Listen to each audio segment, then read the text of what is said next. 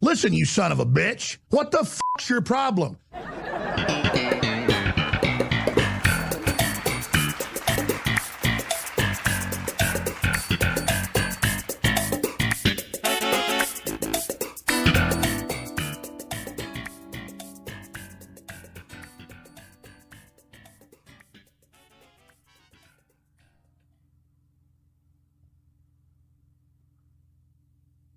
I was paid to put on a killer show.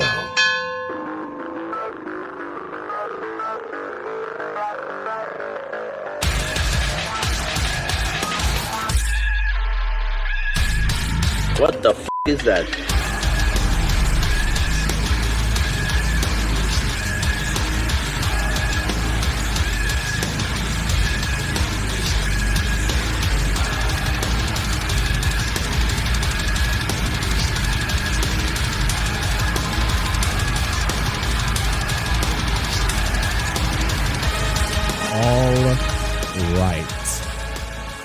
It is Lighthouse Shock Jock number 11. And there's something out there that I'm a little bit terrified of. I don't know if you guys feel the same way, but whenever cops drive behind me, it's always kind of terrifying. Look, you know when you're doing something wrong and when you're not doing something wrong, and I don't know if maybe it's a lifetime of doing wrong stuff up until now, but even when I'm not doing anything wrong, like even when I know my license is up to date, when I know I don't have a suspended license, like when I'm not carrying drugs, when I'm not, doing all the other stuff that you would get pulled over for, it's still a little bit nerve-wracking, right? And it's got to annoy cops too. Like I would bet that the dynamic works, or how the dynamic works, right, is, they start driving behind somebody and all of a sudden, they're only driving the speed limit, and a cop's life is just as bad too, because every person that they ever drive behind is grandma all the time. Look, it annoys you and me whenever we're out there driving behind a grandma, but this is one reason that you should have sympathy for cops, by the way, is that's their whole life. Their whole life is driving behind grandma. And it's one of those things where, you have to do it like one time and you are immediately annoyed by it and you feel like you just have to completely get out of it, and then your whole day is just ruined. Look, my whole day was ruined driving behind grandma, but it's a cop's life the whole day. That reminds me of one of the things that people ask me about. Look, okay, you've worked at Walmart before. I worked there for a few years ago, right? And look, I'll tell you how it goes. You just get into one of those mental patterns, right? You do it once because you're in a desperate situation, and the next thing you know, it's 6 months later, and you're like, oh, well, geez, I'm still here. Shouldn't I be doing a little bit better than this? And then it turns out, no, you're in the place that you belong every time. But that's how I would explain Walmart to people, right? It's like, you know how when you go to Walmart to buy something and you just kind of, it has that air to it where it's frustrating. You're trying to go down an aisle and everybody's just blocking the aisle. It seems like everybody's conveniently set up just to block your way, and it's the most frustrating damn thing in the world. And that's what life is like there. And then you come out of Walmart going, oh, thank God I'm out of there. I am so ready to get home or move to the next thing that I'm doing. And I'm so glad to be out of Walmart. And that's what it's like working there too. You get out of an 8-hour shift at Walmart and then you just have that entire feeling the whole time. And you know what? To bring it back, that's the life of a cop too, is you spend 5-10 minutes driving behind grandma and you go, oh my gosh, this is so annoying. This is so frustrating. I cannot believe it. I can't believe that I had to do this. And then that's just their whole life. That's their whole life. That's their whole job, is driving behind grandma. But I don't know what's the most nerve-wracking part of it. Look, I don't know if you guys have this worry too, but there's something a little bit stressful about it. Again, like I said at the start, like you could be doing everything properly. You could be doing everything right. you could not be carrying drugs, which, I will admit is, all right, I guess I'm just not cool then because I just don't carry drugs anymore. Don't even use drugs anymore. If that's what makes you not cool, then you know what? It, that's just life now. Being a square. But where was I going with that? Oh yeah. I already forgot. But what do you guys think? Is this something that you feel too? Is this just a natural part of the driving life, right? Is to, even when you're not doing anything wrong, is just to be nervous driving behind cops. I got pulled over the other day because remember, I go to Bible studies on Wednesdays, except yesterday. I didn't go yesterday, but most Wednesdays I go. And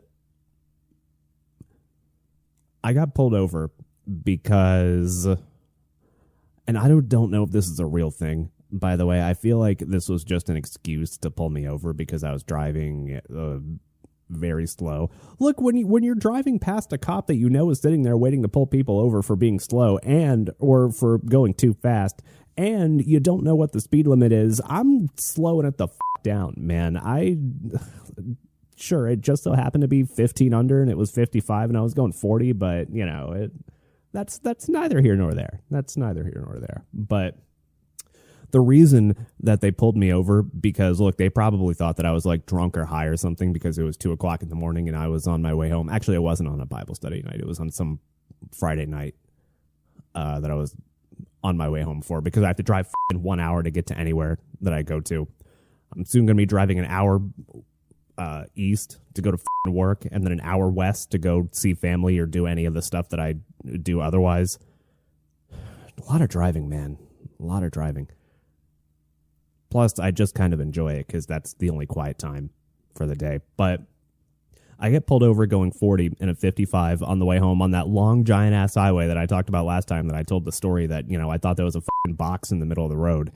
And the reason that they pulled me over for going 40 in a 55, for being too safe, the reason that they did it was apparently because, that light that is like right above where your tag is that most cars have, which, by the way, would they be pulling over somebody in an older car that doesn't even have one of these lights before they even invented these lights?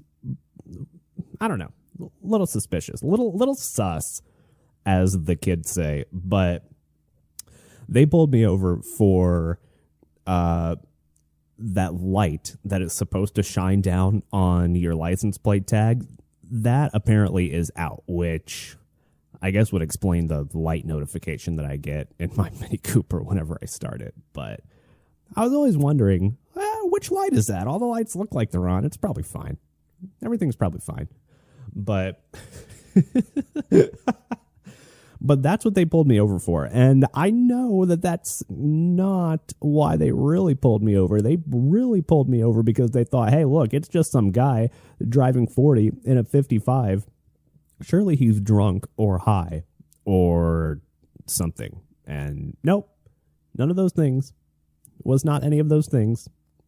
And they didn't write me a ticket. They just gave me a warning and said, look, go get that fixed as soon as you can. But I'm pretty sure that's not something I can get a ticket over.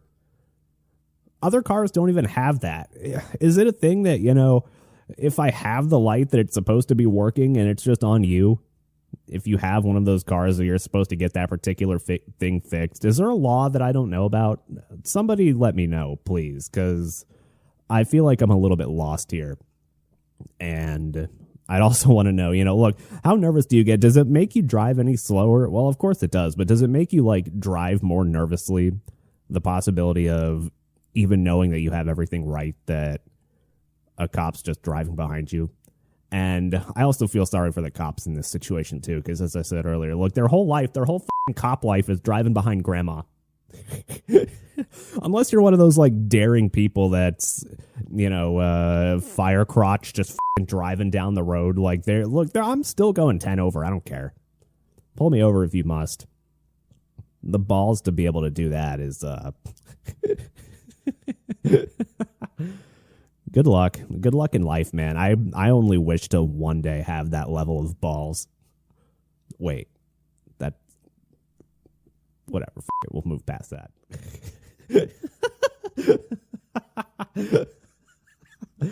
So, anyway, we're going to do a lot of stuff on the show today. And by a lot of stuff, I mean some stuff. Like, of course, we'll have Bible study coming up at the end, but I've got some gamer-related stories, of course, because we're all gamers. You're a gamer. I'm a gamer. Everybody's a gamer. Oh, by the way, I wish I had pulled it. We could have done another round of Who Wants to Be a Hater today, but I'll save it for next time. In fact, preview for next episode. There's this AT&T commercial out there that, whoo, I swear, it almost makes me rage as much as not quite the Hard Rock commercial. There came a point where I listened to the Hard Rock commercial enough, and I don't want to say I came to like it, but eventually you just tolerate it. You tolerate it. But it's definitely on the level of some of the cringe, like, Super Bowl consumerist commercials. Like that one with Jennifer Aniston and David Beckham and all those other celebrities that they paid like $50 million for, plus the Super Bowl spot. I don't know how you're affording that, Uber Eats, but... Oh, I know how you're affording it. It's because people are too lazy to drive 5 minutes down the road and get their food. And also your delivery fees are absolutely insane. I know, because I've driven for Uber Eats before. I've done it recently, actually, just out of boredom and to get out and drive around. It's fun. It's fun. Just chill for a while. Just driving around, see some parts of Tennessee that you don't ever see before. Because, like, you only drive down the main highway, right? And a lot of those times, you don't really get to see the back roads and see some of the beautiful stuff out there. But... yeah, we're going to do that. I got a couple of stories. There's this one really cool thing that Toyota in Japan is making. And I will admit, it is Pokemon related. Been a little bit of, or had a little bit of a kick out of that lately. I haven't done it lately because I've been trying to save some money, but, you should see me, like, because whenever I go to Walmart sometimes, they just have packs right there. So I'll grab one or two of them and buy, like, one or two of them when I'm buying some other stuff. And you should see me in the car. I have zero patience when it comes to Pokemon cards. And maybe some of my recent pulls lately have... it's a sign from God, man, telling you to stop. And so I have stopped recently, but... you should see me in my car after I buy a pack of Pokemon cards. It's like I'm like a fucking crack addict. I can't even wait. I'm dipping in the Walmart bag because I put them in I put all the bags that I get, unless I get a ridiculous amount of stuff, in the passenger seat. I'll pick it out of the bag, just tear it right open and go, what do I got? I'll be looking while I'm sitting in my car going, is anybody watching? Anybody watching? No. Okay. What do I got? What do I got? It's a little bit pathetic, I'm not gonna lie, but it's fun. And then the times, like the few times here and there where you'll pull something really good, because I will admit I'm in tune with the competitive Pokemon trading card meta. We'll deal with that later. But the one time or the couple times here and there over the last few months that you do pull something good and you're sitting there in the Walmart parking lot going, what did I get? And then you get something good. And I bet you the person that's like walking from the parking lot into the store that's looking over, they're not, by the way. Nobody's paying attention to you. Just random life, white pill, red pill, white pill. It's definitely not a black pill because it's good news once you realize it. We'll figure out which pill that is eventually, but that pill is that, look, nobody's actually paying attention to you, so it turns out that none of this really matters, but, that time that you pull one good card and you're like, oh, what the fuck is this? Like, there's this cool, like, full art Magikarp that has, like, a lot of colors, and it looks really cool, and it's kind of psychedelic, and it's also, like, $65, the value of it for some reason. I don't know why, because it's fucking Magikarp, and it just does nothing but like splash around and look cool, I guess. But yeah, you should see me in there. So we've got a got a somewhat Pokemon related story, and it's being developed. Not the game itself, but there's this thing out there that is very, very cool looking that's being developed by Toyota in Japan. So we'll get to that probably at some point in the second segment. And also, man, GamerGate 2, that drama, that spicy internet drama is just, it's coming along. It is going places. People are mad. Everybody's upset. GamerGate 2 is happening, potentially. We don't know how it's going to develop just yet, or how exactly this is going to turn out, especially given the new Twitter/X landscape where, in the first GamerGate, they could just go up to Twitter, go up to the old, like, weenie C-suite levels of people at Twitter and go, hey, look, take this down, please. Take this down. I don't like this. I don't like it. And Twitter would do it because, they just caved to everything, and they just wanted to control the flow of information. But with new Twitter, the dissenting opinions are coming out. And in GamerGate 2, Electric Boogaloo, this one might be getting a little bit spicy, and now that the dissenting opinions are allowed to exist on Twitter, right? It's getting to be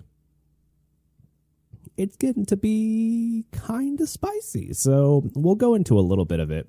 Oh, there is some mentally ill people involved in this one. Not that there weren't mentally ill people involved in GamerGate 1.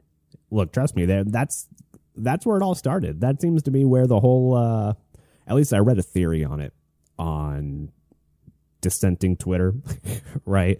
That, their theory was that GamerGate 1 was how all of the, it was kind of the starting point for the online censorship kind of boom, right? And I don't entirely disbelieve it, especially given that, I can't really combat it with an alternative counter narrative. So, well, that sounds good. I'm just not going to think about this yet. We'll do it at some point, but we'll get into that in the next segment. We got some. That's the because we didn't do it last week, or I took last week off. The week before, we didn't do any current events or anything like that. So we got some of that coming up, and of course we'll do Bible study at the end and do all the good stuff. Look, somehow we're putting a show together here, and I don't know why it took so long to do this one. I was kind of nervous to do this one, and I'm not entirely sure why. It's that thing where, here's how habits work, right? And this is why I had always rebelled when I was young against routine, because my mom was a huge like routine person, and it became kind of like a buzzword. It became kind of like a keyword growing up. She's like, make sure you stick to a good routine. And I always hated it. And the part of me that wanted to just rebel against something picked that routine keyword as a thing to like rebel against. And so I became staunchly anti-routine for a while. And then guess what? It turns out that, routine is actually very good for you in life to build up healthy routines, right? Of course, it's when you build up the addictive and the terrible routines where things start to fall off the rails a little bit in life, right? But I always rebelled against that idea of routine. But what happened last time was, did a couple of shows in a row, felt pretty good, felt like I was getting into a routine. And then when you take a break for 1 week, or like when you just don't do all the stuff that's part of your routine, it starts to build up some negative momentum, right? Like, look, one missed thing results in another missed thing, which results in another missed thing. And the next thing you know, your life is kind of just spiraling off the rails, and it takes so much more effort to bring yourself back to zero. That's why life has felt a lot of like, one step forward, 2 steps back lately. And the key is to kind of cut out the bad stuff before it really, really impacts your routine, your good habits, whatever it is that you're out there doing. So, I don't know. It's been a rough couple of weeks on the routine lately, on doing the stuff that I know needs to get done. So, 1 week off leads to, all right, I'm going to take another couple days off, which leads to another couple days off. And it leads to all of a sudden, me feeling like I can't really sit here and press the record button because it just requires so much work and so much like mental effort to get there, when all you really got to do, like I did today. Like today I decided, all right, at this time I'm pressing the record button and whatever happens, happens. We'll see. We're 20 minutes in and it's been kind of okay so far. I don't know. But either way, that was the goal. Or that was it's not a goal, right? It's a habit that you're going to try and build, which is that at this time, I'm going to do this thing, and this thing is the thing that I know I need to do. So we're just going to go and do it. And you do that more and more often, and it builds up that positive momentum in your life, right? The positive momentum that you're using to try and get yourself either to the next level or to do the things that you know that you've got to do in life, or to help you do the things that maybe God is calling you to do, right? It's an interesting dynamic to kind of go through in life, especially, as you have terrible habits if you're one of those people that's had terrible habits for a long time and have had to like build up better habits later in your life, become kind of like a late bloomer in that sense. Like that was me. I was a late bloomer. I was a f***ing idiot. I'm still an idiot. Don't get me wrong, but I was a complete, like, absolute idiot when it comes to like street smarts type stuff. Let's try that again. Street smarts type stuff. Try saying that 5 times fast. But I was a complete f***ing idiot when it came to like how the mechanics of life really worked. It probably wasn't until I was like 27 or 28 until it really started to click in life. And, sometimes you build up delusions. Some people never have these delusions shattered, by the way. Some people just go through life completely delusional about how life works, and they just never have them shattered. But I was an idiot for most of my life. And again, don't get me wrong, I'm still an idiot, right? I know that I don't know what I don't know, at least, and we'll stick with that. But where was I going with that? Something about habits. But yeah, you spend your life like building good habits, and then you fall out of them for just a little bit, and it takes so much damn momentum to get yourself back to doing the right thing, right? And there was a lot of that. It was definitely a lot of that this week, right? Which is why I decided today, like, we're just press the record button, see what happens. If it's good, it's good. If it's not, then I don't know. We'll figure it out. Anyway, so really quickly before we get to Housekeeping, whatever the next thing is, got to do that first. Housekeeping. Now. So let's see. There is going to be a return of the live show at one point. Look, I've got all the stuff set up. I went and I got my nice little Google Voice phone number. I got my second station set up over here in the studio, which, if you can see on the camera, is just my apartment that I built a corner in to make a studio space, I suppose. I don't know. I don't know anything. But at least I know I don't know anything. So I'm an idiot, but only to a certain degree. The goal in life is just to avoid being a midwit. To varying degrees of success. But anyway, so the live show is going to come back at a time very soon. Got all the stuff set up, ready to go. All I've got to do, I was just nervous. I could probably do it now if I really wanted to, but I want to do another pre-recorded episode or two. And what we're going to do is I was thinking about what I could do given my new work schedule coming up. I'll be working like second shift, right?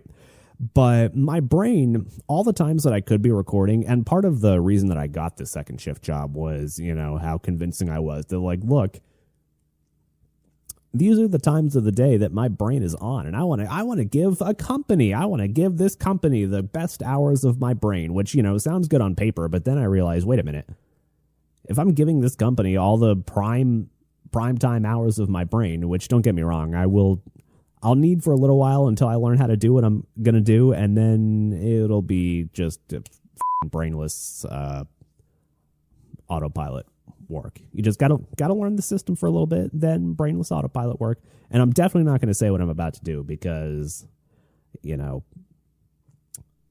want to keep some aspects of life somewhat anonymous. Plus, apparently this is a real company that I'll be working for, and they're somewhat kind of serious about being disparaging towards them. Not that I would have anything disparaging to say. I really don't, especially because I don't really know this company too well. And I don't know. The people that I'll be working with seem to like the company, which says a lot more than some of the other companies that I worked for in the past. Like, for instance, take Walmart, for example, that we just talked about.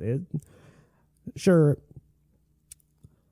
there's an element of, look, I want to do a good job because who's really affected are the people around me. But at the same time, f*** the company. The company hates me and I hate them. So, all right. That's just how that dynamic could work. But, I was talking about the live show and went off into a giant tangent. But we are going to do the live shows. I will have Fridays and Saturdays off. So what I'm going to do is, look, it's going to be a Friday night show starting soon, baby. We're going to broadcast the shows live, not this upcoming Friday, because I will be going to Nashville to see my brother and just kind of hang out for a little while, I guess. I might not be going on Friday, but if I don't, I'll be going early Saturday morning, and I have to put it off for a week, basically, because it's going to cut too close to plans that I've made like a month ago. But not this upcoming Friday. Hold on, I'm going to bust out the calendar here. Not this upcoming Friday, the 8th, but next Friday, March 15th, in the great year of our Lord, 2024, that will be our our second, really, first live show of the new era, I suppose. And we're going to be doing those at midnight. So it's going to be a Friday night show, baby. I go to a family event on Friday nights, and so that's another part of the week that, I'm particularly inspired to do stuff, to say stuff, what have you. And so Friday nights at midnight, right here on the YouTube channel, I will be broadcasting it live. I'll have the phone number up too. We'll take some calls, have some guests in here occasionally if there are people here if there are people that are awake Friday night at midnight, which maybe the appeal of doing a Friday night show is that, look, maybe it's just impossible to have guests. Maybe it's just impossible, and I can just keep doing the thing and not pay attention to the fact that I'm just secretly terrified of talking to other human beings. Not really, but it takes a while to warm up to it. But yeah, we'll be doing the show live Friday evenings at midnight Eastern, which would be 9 Pacific. Is 10 Mountain Time still a thing? 11 Central Time? I don't know. Whatever it ends up being, it's midnight Eastern on Friday night. So that'll be fun. I figure, if this is a project that I'm really serious about, then Friday's going to be my Saturday. Might as well dedicate everything to it and just see how it goes. So we'll do that. I will return to the hot seat live once again, and hopefully God will give me the right things to say when the time comes, and then maybe turn his cheek and forgive me for some of the other stuff to say.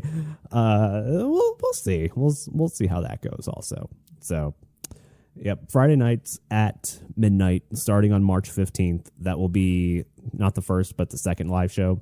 The first one was where I announced, look, I'm a God guy now. That sounds bad, but in fact, that's actually the most freeing thing in life so far, knowing that, look, there's actually some meaning to some of this stuff out there. You know, it's not all fucking doom and gloom and empty existential fucking void that's out there of eternal nothingness. He loves us. He loves us. Come on, he does. You know it. I know it. Everybody knows it. So there's some of that. What else was there was some other housekeeping stuff that I wanted to get to. Oh yeah, so there might be a new potential opportunity to play a game, and the game actually stems from my incompetence, right? Because I've talked before about how, look, these pre-recorded shows that are going up are the ones that are censored, where I censor out all the fucks and all the... You know, that's another one. That's another one I'm going to have to sit there and listen to myself and edit out. But I've noticed what I'll do is after I edit a show and put it up, I'll let it sit there for a couple of days, because look, I've already listened to it once to edit it all. Another one I'm going to have to edit out, to edit all the F words out. And I'm tired of listening to myself. I can't do it. I hate the fact that I already have to do it once. But what I've noticed is a few days will go by and I'll check it again just to like see how it's going, see how the analytics are doing and whatnot and so forth, and all the YouTube-y stuff. And I'll notice that every show I've had to edit so far, I missed one. I'll edit all the F words out, and then I'll get 20, 30, 40 minutes into like an hour and a half long show, and I'll hear one F word that I missed and go, what the hell, was I not paying attention to it? And every show I've had to edit, I've missed one of them so far. So we could turn my incompetence into a game. So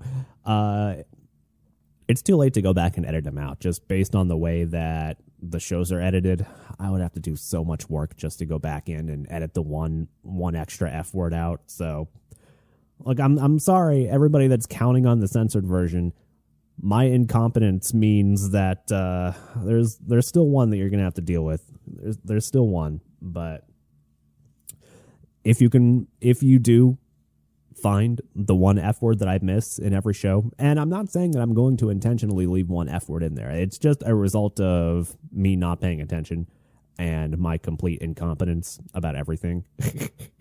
But if you do post the timestamp for the F word that I missed in the comment section of that video, then look, I'll enter you into a drawing to win a prize at some point. What's the prize? And when will the drawing take place? And what terms and conditions apply? I'm not sure yet. I don't know yet. We'll figure it out as time goes on. If I've got to send you a little piece of crypto that, is only booming now because it's in the news, but, as soon as people stop paying attention to it, look, it's too late, by the way. It's too late to get into crypto right now because you're reading about it. It's a thing that's out there in the zeitgeist because you're reading about it, and because you're reading about how a whole bunch of people have made a ton of money from the current bull cycle, right? It's too late for you. You're better off waiting. The best time to get into it is, I'm telling you right now, when nobody is talking about it, right? The fact that you're reading about it now means it's too late. It's going to pull back. It's reached near the peak that it's going to get to at this cycle, and it's going to pull back again. And then people are going to stop paying attention to it for a while. And guess what? That's the time. That's the time when you're supposed to get in and make all that money. It's straight up too late now. So don't make the mistake of going, oh my God, it reached its all-time high. Now's the time. No, that's stupid. That is absolutely stupid. And this is not financial advice, by the way. I guess I have to make that clear so I don't get sued. But yeah, it's too late. Just wait till the next cycle. Wait till it starts to dip a bit, right? which I'm telling you is when nobody's talking about it. So go see if it's trending. If it's trending, nope, not the time for me, man. It's not the time. Unless you're like really deep in the scene, I guess. People that have way more knowledge than I do about like altcoins or these little like really tiny coins that start off as, you hear those tales of like Dogecoin, for instance, the one that started as like almost nothing, a ridiculously low market cap, and then just blew the fuck up like so fast. There's so many of those right now that you can kind of just maybe gamble your way into a good one and whoosh, hit it. But for most of us, you're hearing about it. So now's not the time if you're not already in it. If you're already in it, then do what you got to do. Keep holding or sell and buy back in at the next dip. I don't know. Smarter people than me have figured this out already, so go read them. Do I look like a financial person? Hell no. Hell no. So that's all a roundabout way of saying if you post the timestamp of the that I miss in every show to censor, then you're not getting crypto. It's straight up. That's not happening. I don't even have that because that was too late this cycle. But you'll be entered to win something at some point in the future. I don't know. So yeah, live show coming up on Fridays at midnight, starting on the 15th, which would be, depends on when this gets posted, the next upcoming Friday. And we're going to have fun. Look, everybody, just come spend your Friday night. Maybe midnight's around the time you're a responsible adult, and I want to get a productive start to my day on Saturday mornings, and so I'm not going to stay up till 4 a.m. on Friday nights. If you're one of those people, look, again, I get it. I get that this is a premier schizo falling asleep podcast, and that's one of the things that it's good for. So just tune right in Friday nights at midnight, youtube.com/@LighthouseShockJock. I used to have a custom URL, but now YouTube is like every other social media and wants to use handles and hashtags and hate it. So yeah, Friday nights at midnight, head over there and subscribe, I suppose. I'm not going to do the influencer bit again. I mean, I could. I already kind of did it when I suggested that you leave a comment in. Oh, but you have to say in the comment section below, otherwise it doesn't count. Shit. We'll skip that though. We'll skip it. So, yep, Friday nights at midnight, starting on March 15th in the great year of our Lord 2024. Bookmark it, I guess, or put it on your calendar. Do people even bookmark things anymore? I don't know. So that's coming up. Let's see. Speaking of which, actually, no, I'm going to take a break. I think we'll get to the current event stuff in a little bit. Remember that thing from Toyota in Japan that's happening? Pretty sick. And also GamerGate 2, I suppose if we have to. And get into some of the spiciness that GamerGate 2 might have in store. If anything, we might just get to see full mental illness on display, and it is kind of fun. It is kind of fun sometimes to see absolute straight mental illness just out there in the open. Mentally ill people signaling to other mentally ill people that they're mentally ill and saying, oh, hey, look, we're both mentally ill. Let's create a giant company that harasses users on Steam and has their say in companies trying to create games and be a consulting firm on companies that are making art and games and content and stuff like that. Let's just get a whole bunch of mentally ill people together and do that. But I know that was vague, but more on that coming up in just a little bit. And then, of course, at the end, we will cap it all off with Lighthouse Shock Jock Bible Study. So I say stick around, but For you, it's just going to be in like 1 second. But for me, I'm going to take a break. Back in a sec. All right, we're back. And you don't know this, but it's the next day. Yeah, I needed that long of a break, right? I got to get it out of the way now while I can still do it as a pre-recorded podcast. Because look, next Friday, once the live show starts, it's all over, man. It's all going to have to be, I'm going to have to be show prepped like beforehand, before the whole show, instead of just fly by the wing of your pants every segment just to see what's going on in the world. But all right, we might as well start with it because you've probably noticed it. I've definitely noticed it, but it seems like video games have kind of lost their soul recently. And I get that, you know, a lot of it is just, I don't want to say pointless nostalgia, but a lot of it, I will admit, is a little bit of, you know, elder millennial rose tinted glasses. Like, oh, video games aren't the same. They're not what they used to be.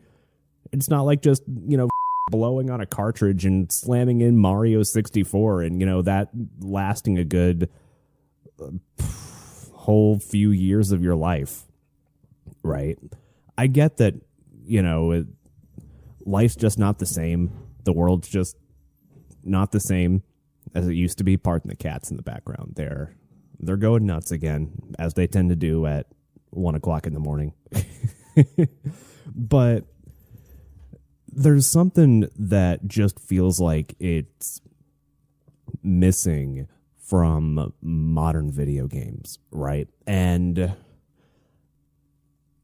sure, there's a lot of different ways that you could go on this. And I don't want to say that this is a convenient story because it starts to point to a little bit of a culprit for why this is. Because, look, what we're about to talk about is not, I wouldn't say is not the catalyst, is not like the end-all, be-all reason for why video games just feel like they kind of lack a soul now.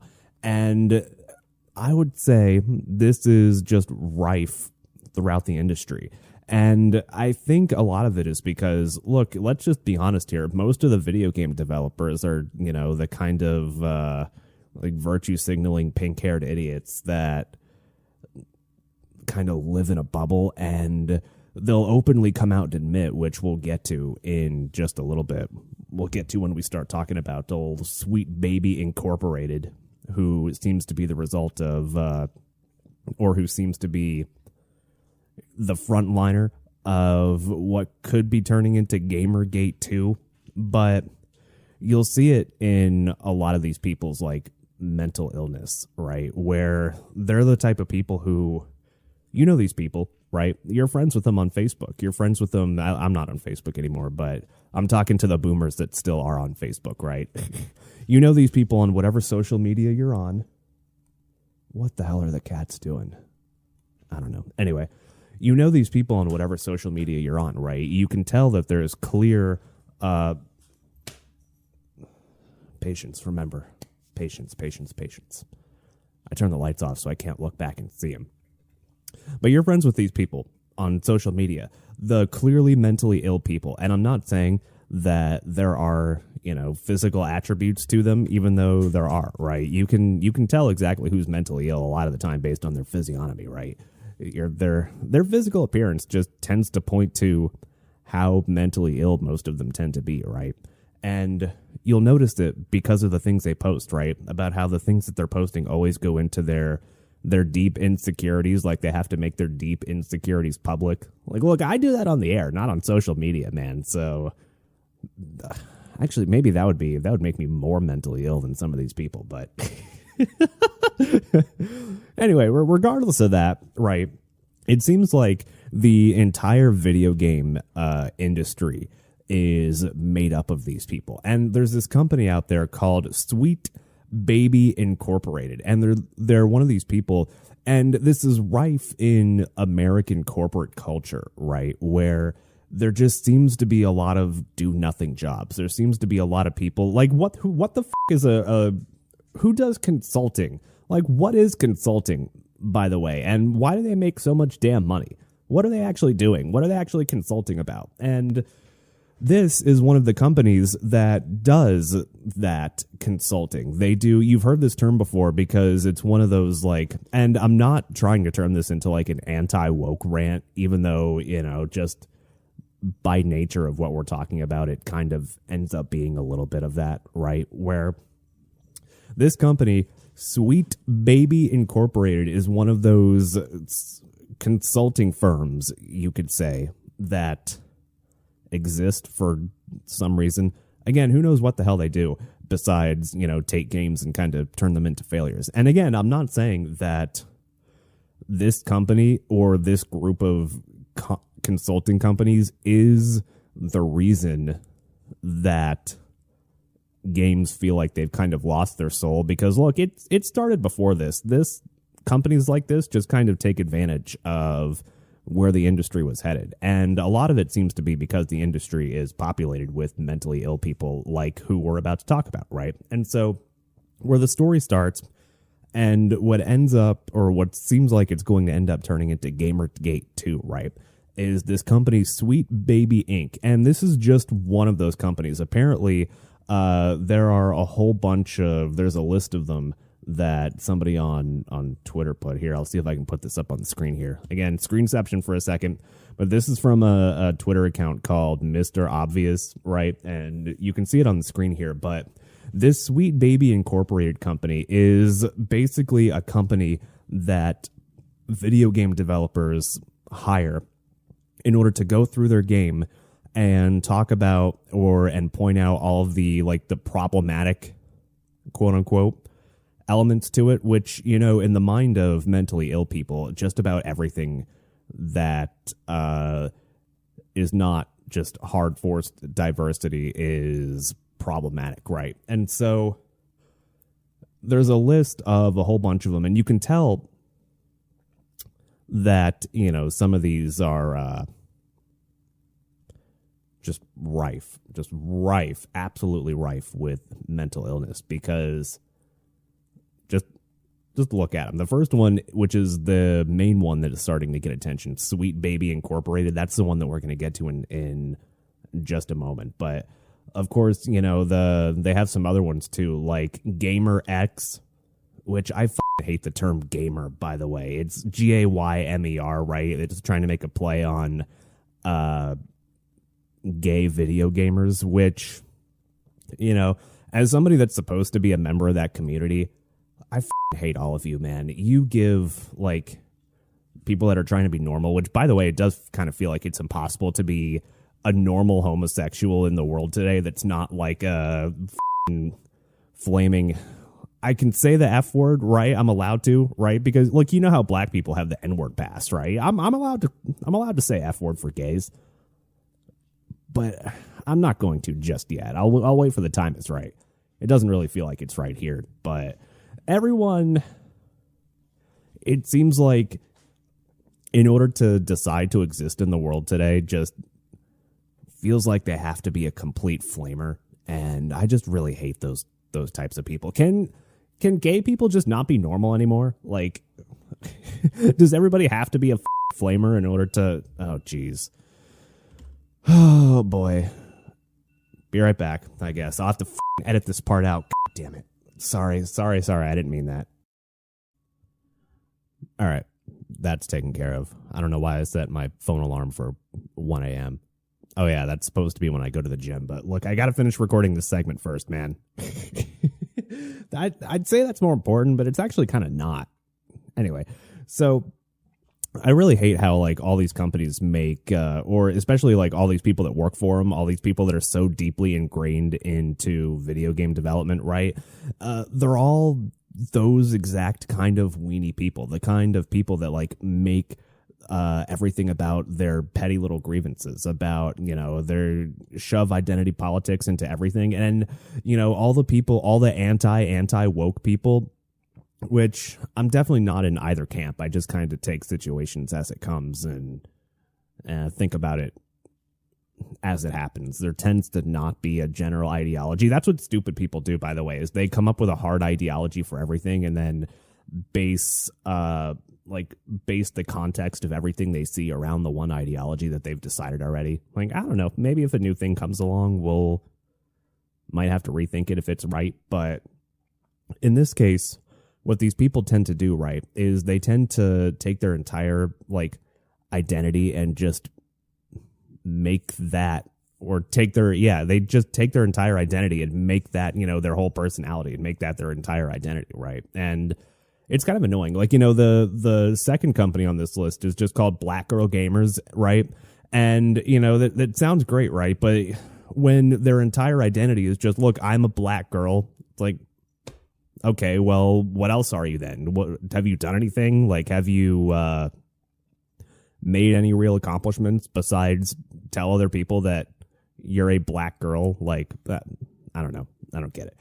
And it's the same deal as, which is why it hits a little bit closer to home too, right? Not the black girl one. Definitely not one of those, but the Gamer X, it's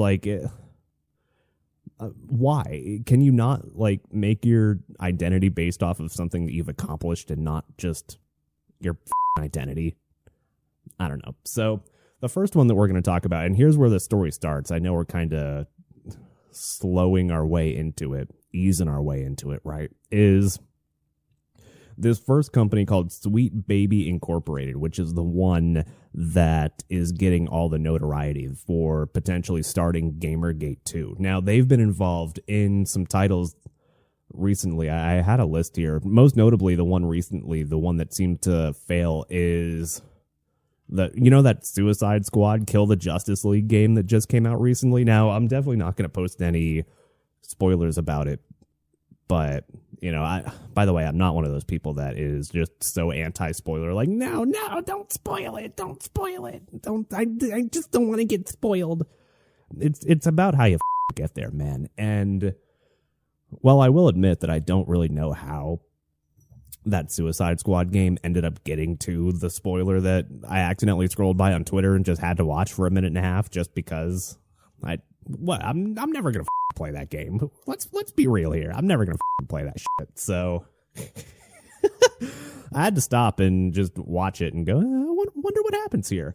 And it did not go over very well for people. People are not very happy about how the game ended, most notably because, they tried to do that again, I'm not going to spoil it, but it's very girl bossy, and you know how annoying that shit is. And that's my problem with most of the identity politics stuff. And and again, this is not an anti-woke rant, but for lack of a better term, the prominence of wokeness in video games, right? My main problem with it is it's annoying. It's just annoying.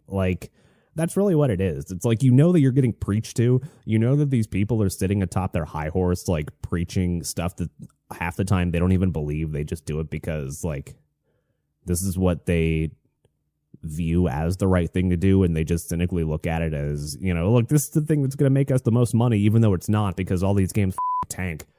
Suicide Squad, that game tanked. And a lot of these other games that are taking these consulting companies' advice to heart and using them to edit their games, to edit the problematic stuff out of their games. And I get that, some of the arguments that you could make here involve, so what? The problematic elements of it are what makes a game have a soul? First of all, in some cases, yes. And second of all, not necessarily. That's just an association that, you would make, or that you're falsely making, even though those are two completely separate things that I'm talking about here. It's just this thing correlates with this thing correlates with this. It's not, correlation doesn't necessarily equal causation here, right? You've heard that logical fallacy before. But anyway, this company called Sweet Baby Incorporated, which is the one that we're talking about here, they went viral this week for one of their narrative designers, one of their I was about to swear again. I was about to say the godforsaken swear word because I haven't been home all day and the cats want attention so bad. I already had to stop the show once. The show must go on, cats. Don't you realize it? No, they don't, because they're cats. Anyway, so this event that happened this week by this company, Sweet Baby Incorporated. This is one of those consulting companies, right? And they had one of their employees, a narrative designer and writer, because I guess they also make games too, in addition to just consulting on games. And look, by the way, here's one of the ones that I'll see if I can put it up on the screen here. And I don't get what the like. Take a look at this site. I'll just put it up on the screen here. Take a look at this site. I don't get why, like, you know, the diversity people all have this same weenie art style, how they're so obsessed with things looking childlike. Some would say that there's an association there, you know. Just look at all this diversity, right? This game apparently that they're making is called Lost Your Marbles. Their website is absolutely terrible, by the way. Look at this green dot. This is what they replaced the cursor with. Like, who thinks this is a good idea? It's 2024, for God's sake. Like, who's doing this shit? So this company, Sweet Baby Inc., right? I know that we're going very roundabout way. They have an employee named Chris Kindred, who's a narrative designer, which is why it was important to say that they actually make games too, because I guess he's got some involvement in this game as well. Doesn't seem like it on the one game that I pulled up and made fun of, but how it started is there's this feature on Steam, right, where I guess you can curate particular lists of games, and there's this one guy who's called, his handle on Twitter is @CabrutusRambo. He's from Brazil, and he made this specifically curated list on Steam that's like, hey, look, here are all the games that this company, Sweet Baby Incorporated, is part of and consulted on. And the list was, I think it was called like Sweet Baby Inc. Detected. And how this ended up getting started is some of the employees at Sweet Baby Incorporated, particularly this writer and narrative designer, Chris Kindred, who I'm looking at some of his posts on social media, seems to be just absolutely mentally ill, right? And then another person who is, her name is @LegoButts on Twitter, which of course, you know, why do these people have to be so damn crude for no reason? Like, they just want asses in everything. And some of the people that were involved in the original GamerGate saga, which, look, I don't exactly, nobody even knows who Zoe Quinn really is besides associating her with Gamergate. But, you know, people like this Lego Butts person, who is Zoe Quinn's PR person, right, ended up at this company, Sweet Baby Incorporated, right? And so what they did was they collaborated a mass report system on this DDoS curated list, or not this DDoS curated list, but this Steam curated list. I got that mixed up because this person is also responsible for DDoSing other groups that do fairly similar things, right? So they essentially coordinate mass takedowns and mass reports of a lot of them involving just bots, because turns out besides other mentally ill people on social media, they don't really have a lot of support in the outside world, right? So they coordinate these targeted attacks on some guy who just made a list on Steam and ended up getting it taken down. And that caused the firestorm of drama that ended up going viral. The story is not too far along, right? The story is not too far along, and I might continue to follow it. I probably won't, because I don't really desire following too much mental illness. Here's the thing. If you follow too much of it, you become mentally ill yourself, right? I remember falling into that trap too. And besides a mere surface level understanding of what's going on here, I don't really see the point. But besides to kind of go over it. And it's because, you know, it just puts so perfectly into words, and it makes it so obvious to the outside world. Because a lot of the times, right, when you hear a statement like video games don't have a soul today, you'll not necessarily be able to articulate why that is or to convert it like from feeling to actual words and to be able to actually get that feeling out there, right? And so when stories like this come out, the ones that will end up becoming GamerGate 2 from what it sounds like Electric Boogaloo. I hate that joke. I don't know why I did it. I even did it in the last segment too. But it makes it so easy to kind of take a feeling that you have. And this happens sometimes, right? And it feels great when it happens. It feels great and also terrible in some senses when you have a feeling about something for a long time and you're not necessarily sure how to put it into words or how to articulate it to the outside world. And then it happens. Something like that happens, right? And this is one of those things that, you know, kind of puts out there into the world in an easily digestible way why it seems like games just don't really have a soul anymore. It's because companies like this and companies like the 14 that I listed on the screen a little bit earlier from that tweet from that one guy, I don't even remember his name. I closed the tab already.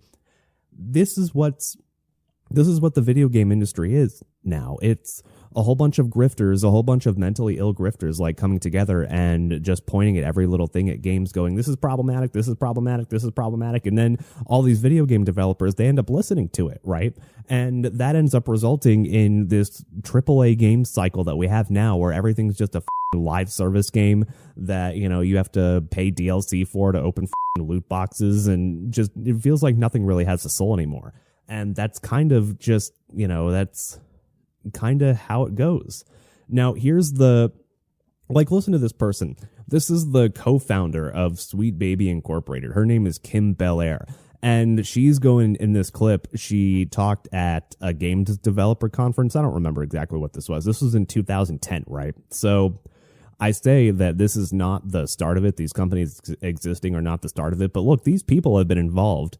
These people have had their little grubby fingers wormed their way into the games industry for quite a long time now, almost to the point where, you know, a lot of us, if you're a younger Zoomer, right, you know, these people have been around for your entire lives, so you don't know what it's like when video games had a soul, right? You've been playing soulless corporate DEI fests forever, and you don't necessarily know what a good video game is like. It's very, very rare. Like maybe like 1 in 20 games that come out today, that might even be giving it a little bit too much credit, have even a soul today, right? So listen to this clip, and I'll see if I can put it up on the screen here too, where the co-founder of Sweet Baby Incorporated, before the company was even founded, I believe, it might not be, this company might have been founded, this do-nothing consulting firm, besides just to suck souls out of things.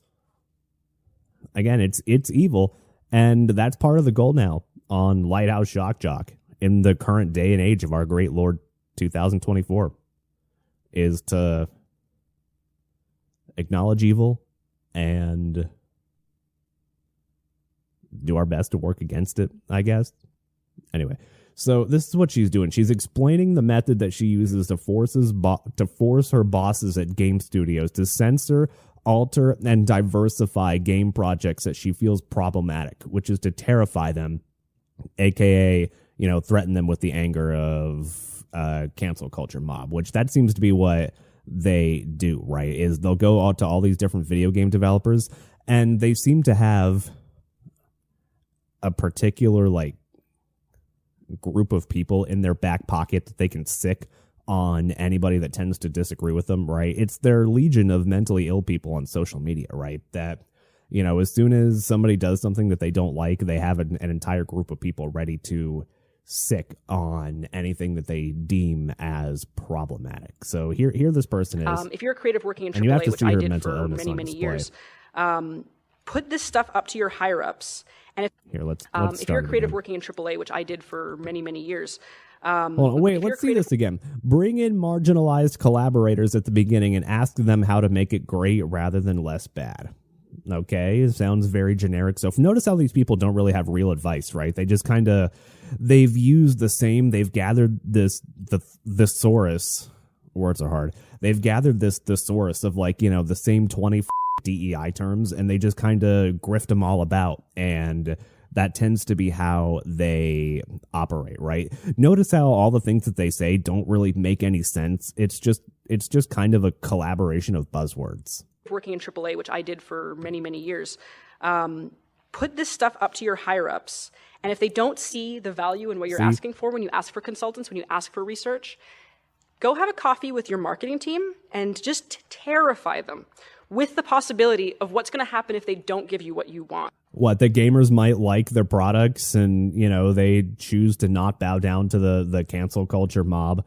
AAA, this is what this slide says. AAA build connections with marketing to express the value of inclusion. So that's what she's talking about when she means build connections. This is the co-founder of this consulting firm. Is look, go terrify them at what the possibility is that, you don't cave to shoehorning diversity and shoehorning like pointless, I don't want to say pointless inclusion, because like, look, inclusion at the heart of what it is a good thing. But the problem with it is that these people have tokenized and these people have taken control. They've co-opted what, actual inclusion really means. And while inclusion is important, I'm talking about like actual inclusion and what inclusion actually means, right? Which is that, and look, anybody should be able to play a game, right? And we see this all the time. Like, I saw a whole bunch of posts from like black guys who said something like, look, I miss when games were made for quote unquote white guys, because I identified with some of those people the most. Like, you see some of those posts, like, look, if you're on like black YouTube or black TikTok, I've seen some of those videos, right? Those people, which RIP to, God, what's the Dragon Ball creator's name? Akira Toriyama, something like that, who died this week. RIP, rest in peace. Boy, did he create something great. But you've seen that meme of like how, how did it go exactly? I don't remember exactly how it goes, but it was basically a meme about how, like, you've seen the videos on black TikTok about how a ton of black guys, like, identify with Goku, like, as their spirit animal, right? And look, that's not a race matching thing. It turns out that you don't necessarily only have to deal with the identity of your race when you're talking about, look, who can identify with who? And while inclusion, and while, like, at the heart of what inclusion is, and at the true heart of like what diversity actually is, while that stuff is important, again, these people have co-opted that term to just mean exactly what they want it to mean, which is just pointless shoehorning, right? And that's not to say that it's not important to like have a great amount of representation in games and to have a good amount of representation in anything. But the problem is people can feel when it doesn't have a soul. People can feel when it was just shoehorned into things, right? And Goku, for instance, if we're going back to that example from Dragon Ball about how, like, you've seen the videos on black TikTok and like how there are so many like black guys that identify with Goku because of the positive character traits that he had, right? And not necessarily because of his race. And that's a perfect example of how this dichotomy that we have today of where everything is about identity, and that's kind of what video games are about now, and it's not working. And yet these companies, these grift companies that are run by these mentally ill people, continue to just run their grift because they've made their money. They've done what they've had to do. This exact person, by the way, Kim Belair, this is the person that I don't know if this is actually that Lego Butts person that I was talking about earlier. It sounds like it because of a different post that I'm reading, right? This is the same person, that same person who's posting shit on social media like, I had a nightmare that I was a white male gamer. Okay. I just had a thought about trying this again with a photo of a young white person about to be ripped open, but I'm betting folks would immediately flag it as traumatic, and I'm guessing the image would get taken down before responses accumulated. I usually get grossed out when straight white rich people kiss, but even I think those two are pretty cute. I don't know. I guess it must have been some reference to something else. Pay me to shoot down your white male lead game ideas. These are the people that's running that company, right? This is the person that's running that company. And do you not understand why people are not buying all of the stuff that you've had your hand in? Like, here's another list of some of those games, right? I had it up here, but a lot of games that have come out recently have had this company consulted by. They include Starfield, Forspoken, Saints Row, Marvel Spider-Man, Miles Morales, Mortal Kombat 1, Gotham Knights, South of Midnight, Kingdom 80, Shadow Gambit, Dungeons and Dragons, Dark Alliance. Who the fuck is playing a Dungeons and Dragons video game? And I haven't even heard of half of this shit. There's some more too, but who cares, right? And they have varying degrees of goodness, right? Like, there are a couple of good sounding games on this list, but most of them probably just ended up having the soul sucked right out of them by a diversity shoehorning company. And that's just how it is, unfortunately. And it seems to be what's starting to happen now, right? Because we heard, for instance, like that Suicide Squad game, it got terrible numbers. And in fact, the company, I think it was Take-Two, that made this game. I don't remember.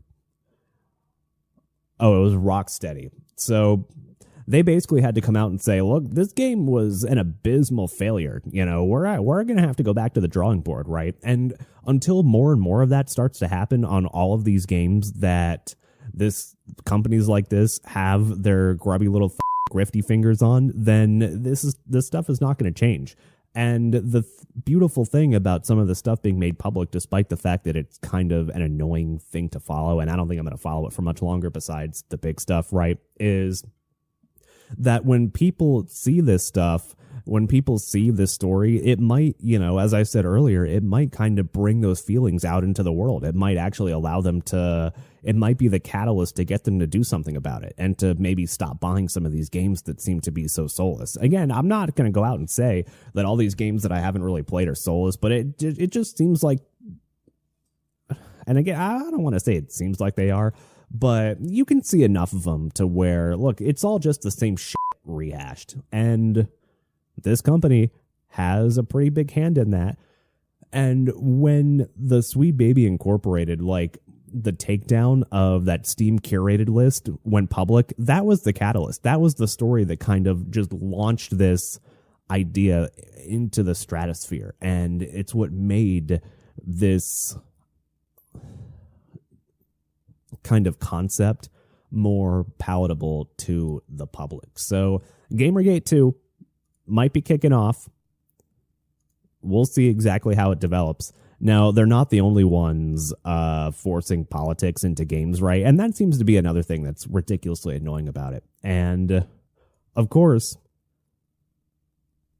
all of the video games journalists, they're coming out, including notably mentally ill games journalist Alyssa Mercante. She wrote an article for Kotaku who was basically like, no, Sweet Baby Incorporated doesn't do what some gamers think it does. No, they just take out problematic stuff, and it's not real. Look, none of this stuff is real, and it turns out that, it is. By the way, what kind of mentally ill journalist tries to do an investigative journalist piece, and she goes on Discord where there's a whole bunch of people that are anonymous and trying to keep their identities hidden, just goes into this Discord. She just trots right in there with her short woman hair and goes,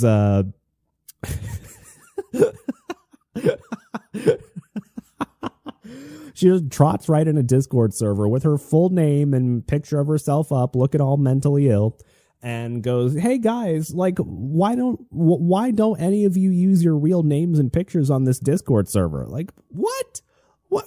You're an investigative journalist? What the fuck are you doing? So, you notice how, the defense squad for the mentally ill is out in full force. An article on Kotaku, there was an article on PC Gamer that was basically out there defending the company. But look, it's out there now.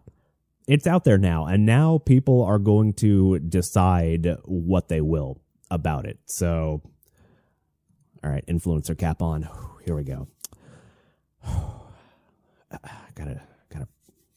Gotta prep myself up a little bit. Let me know what you think. Don't forget to follow, subscribe. Oh, God, that just sounds dirty. But, yeah, do leave a comment if you have any particular opinions on this, because it's the battle is being waged. GamerGate 2 is out there, so we'll see exactly how it turns out, especially now that a lot of this stuff has been made public, so more people can start to form their opinions on this. And I hope it doesn't turn into one of those things, which it will, because that's what everything always does, where, depending on the sources of media that you follow, that's going to be the ones that are based on stuff that you already agree with, and that's just going to be how you form your opinion about it. That would be unfortunate. I have a feeling that nobody's going to learn anything about any of this, and they're just going to follow the sources that they already agree with, and such is life. They're just going to be continuously enforced by what they want to hear, and that's all they're going to follow, because everything is just an echo chamber now. I love it. Don't you love society, man? Don't you just f***ing love everything? Anyway, all right, so let's talk about some cool stuff, right? So I talked on the last segment about how I'm a sucker for Pokemon cards, and I'll sit there in my car and open them like they're crack. Like I'm getting my next hit of crack, like a Pokemon card pack. And this story hits a little bit close to home, because I don't know where I found this. I maybe just so happen to be scrolling on the not following part of Twitter. You know how there's like, look, I can only look at the people that I follow, or, let's just ride the algorithm. Let's see where that one goes. And I decided to do that for a little bit. And I came across this project that the Toyota Engineering Society in Japan is working on. Now, there's a Pokemon that came out recently who basically the gimmick, I don't want to say gimmick because it was kind of all right. The gimmick of this last set of Pokemon that just came out, there's like 9 sets of Pokemon that just came out, or that have been out since the dawn of time. But in this last generation, right, the kind of gimmick that they used was like, all right, we're going to take some Pokemon from the way distant past, and then some ones from the very distant future, and we're just going to kind of add them to the mix and see what happens. And one of the most popular ones, one of the legendaries, is this Pokemon called Miraidon. And I have a soft spot for him because, look, he's the deck that I play. It's the deck that I play in the trading card game, right? It's my favorite one that I started playing when I first started playing, and is the one that I put the most effort into and played 300 games of ranked ladder with. I'm a little bit disappointed in myself for doing that, but look, you can't change it. Can't change the past. You can only fix the future. But I have a soft spot for this Pokemon Miraidon, right? And it just so happens that he looks like a motorcycle, right? One of the things that you can do in the video games is like you can ride on the Pokemon, and you can just go to places and fly around and ride it like it's a bike. And this Pokemon Miraidon, this is one of the ones from the future, right? Supposedly from the future.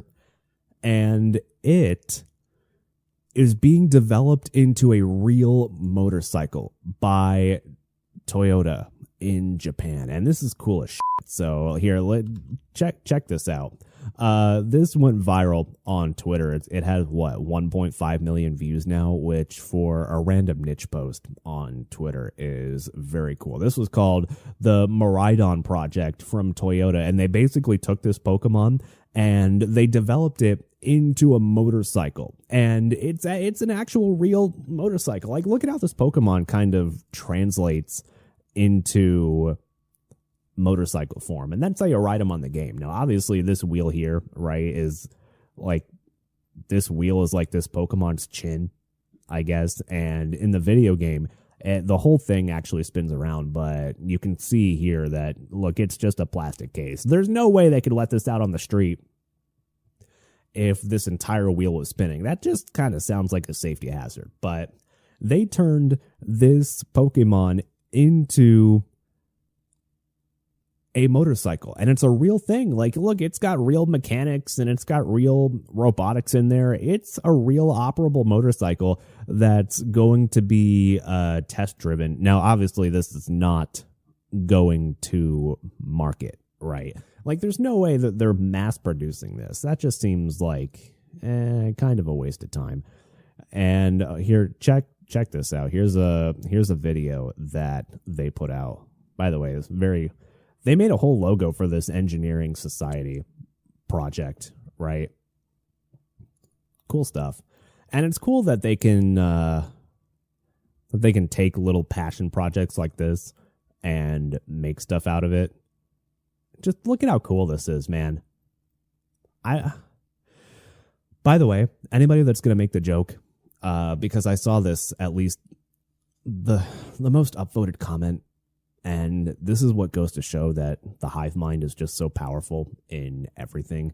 The top hive mind comment on all of these threads are, look, I wouldn't say that I won the lottery, but there would be signs. Okay, great. You made the same post that everybody else did. Congratulations. So let's check this out. Special thanks to a whole bunch of Japanese people that I can't read.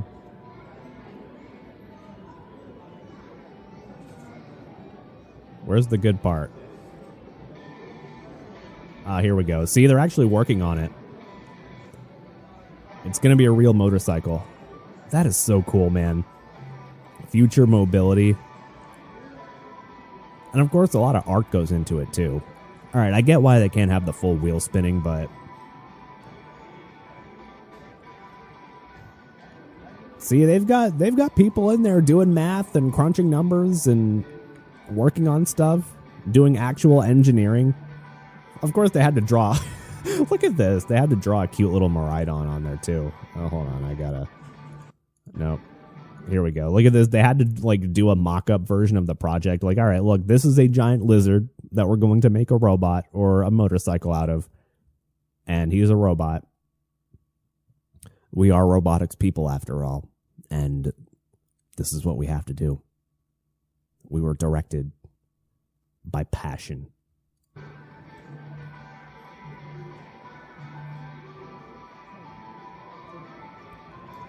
It's going to work. I have faith.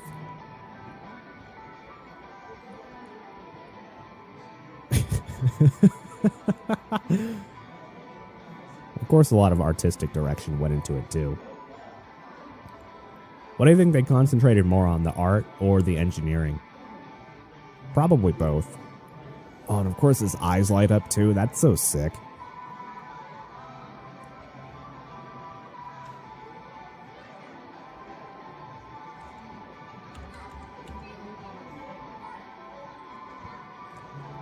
I will admit I do want to drive it. This is why I'm a little bit disappointed that it will not make it to mass market. Look, I'm not a motorcycle guy, man.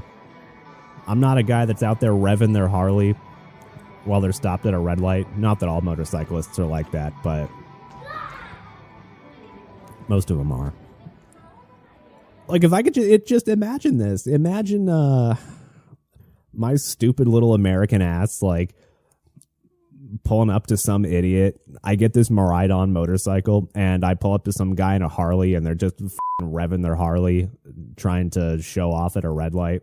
And I just pull up to him. Look, check out this guy. I pull up with my Miraidon motorcycle, and I don't even know what that would sound like revved up, honestly. Like, what would Miraidon sound like when you rev him up? I'm not going to watch the anime to find out. The anime is one of those things, by the way. If anybody ever watched the Pokemon anime growing up, try watching it today. It's one of the ones that does not stand the test of time. Like, a couple years ago as an adult, I went back and watched most of Dragon Ball Z. And look, that still holds up, man. That's still good. Rip Akira Toriyama, I think. God help me if I pronounced his name wrong. But Pokemon is one of the ones that does not stand up at all. Like, I tried to watch a few episodes of it as an adult and thought, this is terrible. This is awful. And I have to pretend that it's not awful because look, my niece and nephews watch it, and that's what gets them into Pokemon at all. Period. And it is still a wholesome franchise that I would recommend.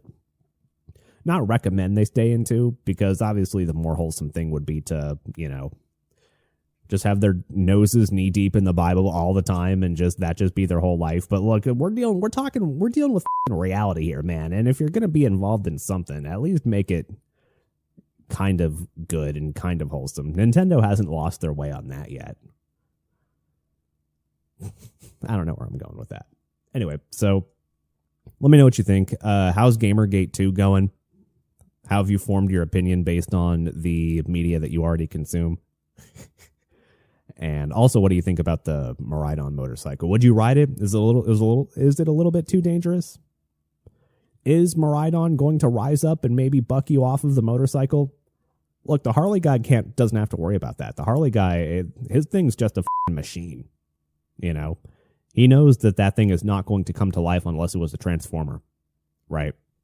Unless it was Optimus Prime, who was biding his time for all of these years and just took the form of a Harley Davidson that was purchased by a very biker-looking fellow. Optimus Prime didn't know that at the time, though. But actually, that's an interesting hypothetical. Miraidon v. Optimus Prime. I don't know, man. Optimus Prime seems so powerful, but I think Miraidon's got a shot. I'm definitely not biased because I like Miraidon and don't give a flying fuck about Optimus Prime or the Transformers franchise.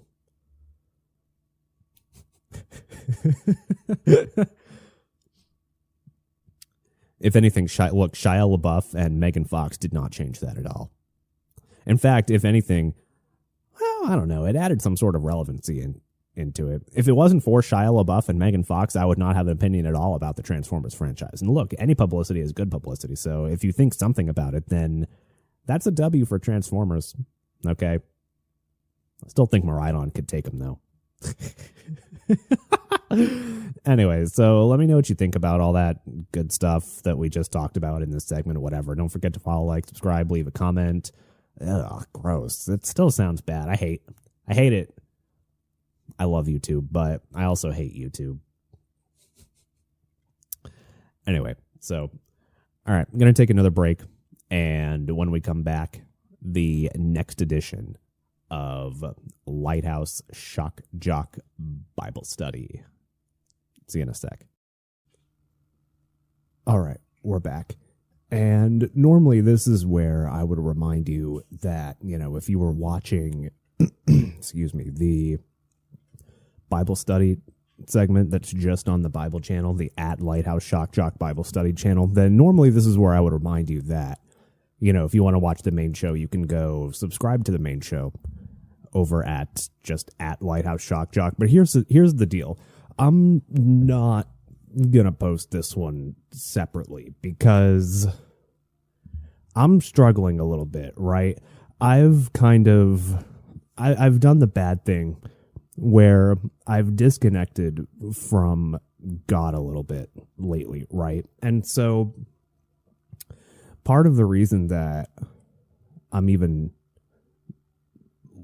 doing a Bible study segment at the end, this is a couple days after the last segment, by the way, in case anybody was wondering or cares. But yeah, this one's not going to be made a separate video. I'm just going to leave this one on the end of Lighthouse Shock Jock number 11, and wherever the chips may fall, so be it. But I've had some trouble recently, and a lot of it comes from, first of all, I've been doing that thing again where I've kind of isolated myself. This is the second week in a row that I haven't gone to Bible study, and don't get me wrong, a lot of it is because I have had to work and do some stuff, but I could have blocked out time to go. I'm not saying that I'm choosing to walk away. It's just been tough. This is one of the real and true believers, like you guys, if you've been believing for a lot longer than I have, then you'll know, right? Where there will come times in life where, excuse me, I'm not sure why I'm so stuffy. I got to get this show out before I get sick. But you'll know that there are times in life, right, where your faith will be tested and you'll feel like life will be hard enough to where, you know, you feel like some things in life just kind of take precedence over connecting with God, I guess. And I've been doing some very bad stuff, you know, I don't want to say I've been doing some very bad stuff, but I count that doing very bad stuff as like, you know, not like praying, not even having chats with God anymore. It's been a solid like week and a half to 2 weeks that, you know, you feel like the enemy is winning sometimes, right? And it manifests itself in a lot of different ways. And one of the common ways that the enemy manifests itself as is kind of forcing you to isolate yourself. Now, don't get me wrong, I feel like I've still had some messages from him. Like, for instance, and I'm going to talk about this on the live show on Friday, but I was not going to go to Nashville. Like, my dad took some time off to go see my brother over in Nashville, which is like a 3-hour drive from me. And I was supposed to go spend a whole weekend there, and I was not going to go, like, period, because I was doing poorly. I was caught up in a vicious cycle of, you know, the classic, like the wake up, pity yourself for a while, and then go, I'm sorry, I am not trying to swear in the Bible study segment, but since this is not going on the Bible study channel, I'll just, you know, bleep this out and we'll call it a day. I guess. I'm sorry. I know this is your time, but I'm trying. I'm doing my best. Look, it's been a while since I've had a chat with you, so, you know, the might be a little less wholesome as I kind of work through some of this. So we're going to do like half Bible study today, half Bible study and half just, you know, we're going to have a little chat because I want to know, first of all, what some of your experiences are. Like, if no matter how long you've been a believer, right? And I say this as somebody that's sitting here doing a Bible study while, you know, being a believer and having been saved, quote unquote, for like less than a year, man. Like, I'm just kind of learning as we go, right? As we do this. And there's one particular passage in Acts that I want to go through that he kind of guided me towards. Today was the first day that I tried to, you know, fix yourself from feeling like you're heading towards the lost path, right? And here's the thing about life, right? Remember when we talked about last time about how there's this meme where it's like the which way Western man meme, and you're always constantly at two diverging paths, right? Here's the thing about life, right? Life is a constant decision point of which diverging path you are taking. Almost every single thing in life is a which way Western man meme where, you know, you're presented with the one path that leads you to, you know, heavenly freedom, and then the other path that leads you to like the doomed, like haunted forest that's scary. And that's pretty much what most of life is. And it's a tale of multiple diverging paths that you kind of have to make the decision on which one you always want to walk, right? And so the diverging paths, over the last couple weeks, have, as you know, you've been isolating yourself, you stopped going to family events. Like I didn't go to church last week because I was in Nashville, but I'm undecided on if I'm even going to church this week, right? But I would like to think that, you know, sitting here and maybe hashing it out with him will maybe fix that, maybe be a sort of catalyst to try and reconnect with him. I had some troubles. Like, I recorded the first 2 segments of the show like days ago. And part of my pact with him, though, as we started doing Lighthouse Shock Jock again is like, look, you have to have some sort of time with me every show. And that was my clear directive from him. So that's why one hasn't gone out lately, is because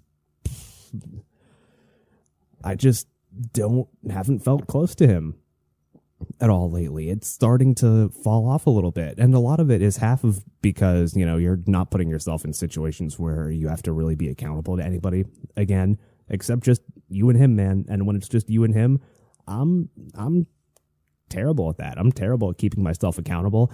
And I'm also terrible at, like compartmentalizing, right? About, you know, like putting things that you have in your head just in a little box and doing what you got to do. And that has been one of the, I've been doing radio for like 7 years now. And that has been one of the toughest struggles that I still even now to this day in the great year of our Lord 2024 have not figured out, which is why I feel like doing the live show is going to be tough sometimes, because there's going to be some days that I have so much other crap on my mind that it's going to be hard to kind of compartmentalize that, put that in a little box, and then sit in front of the camera, microphone, whatever, what have you, and do what you got to do, and do the thing that a staunch professional would do. Not that I'm claiming myself to be a staunch professional, but, you know, the only way that you get there is by just practicing the skill, I guess. So part of what I wanted to do is to kind of take some of life where you feel like you've fallen. And this has been, without a doubt, the biggest test of my saved life, right? And it kind of makes me feel like a little bit of a fraud, right? Because remember when we talked about James a couple of weeks ago and how his entire passage and his entire message was about the trials that you're going to face, right? And I talked about that going, oh yeah, look, we can face any trials that we want, but you got to overcome them.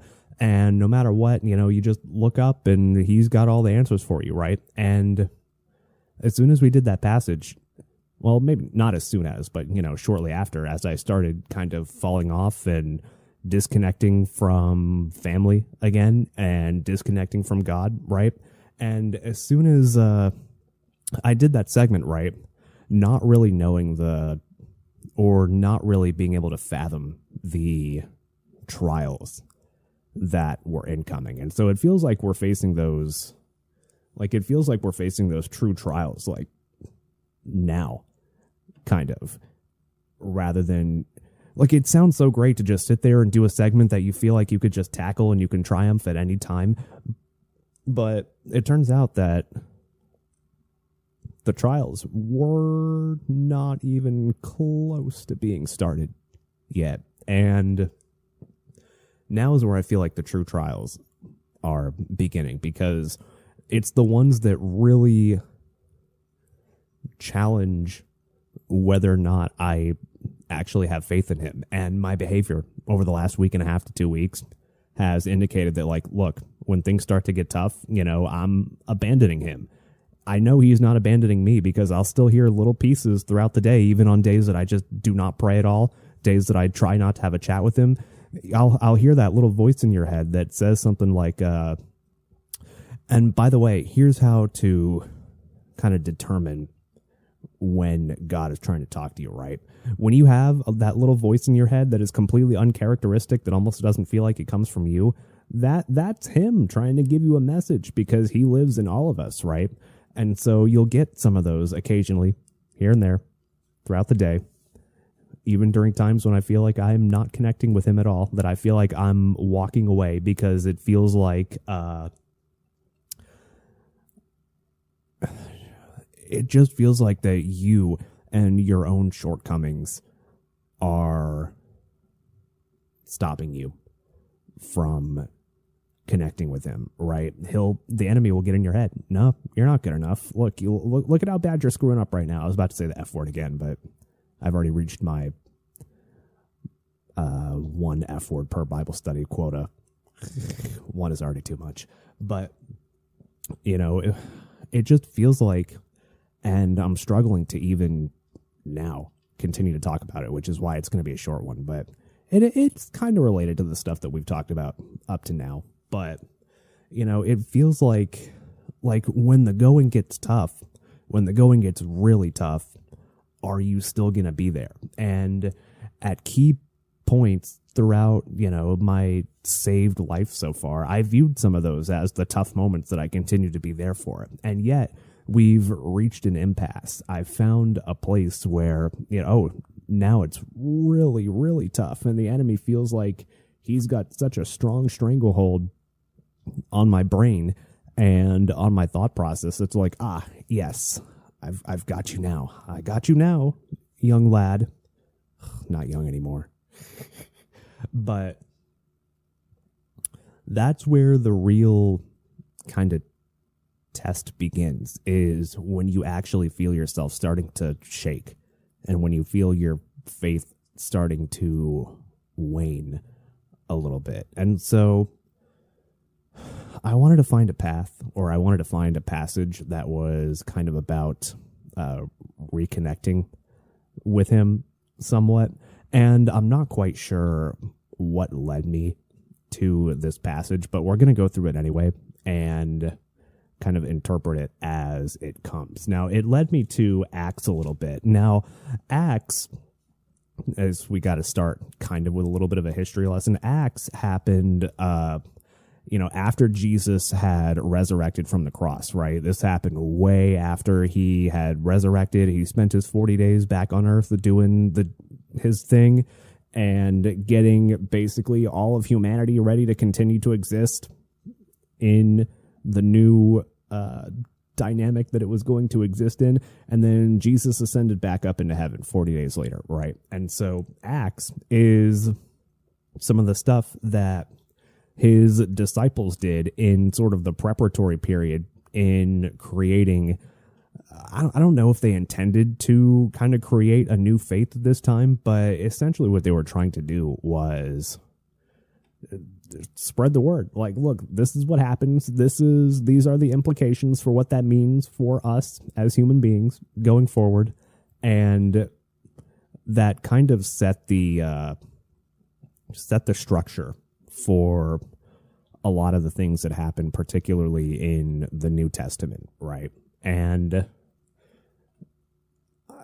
it says that Acts was kind of written a little bit by Luke, but that's also disputed by some historians, apparently, because it does have some perspective shifts and so on and so forth, but a lot of it was relevant to the stuff that he had already said or written in previous parts of the Bible. Now,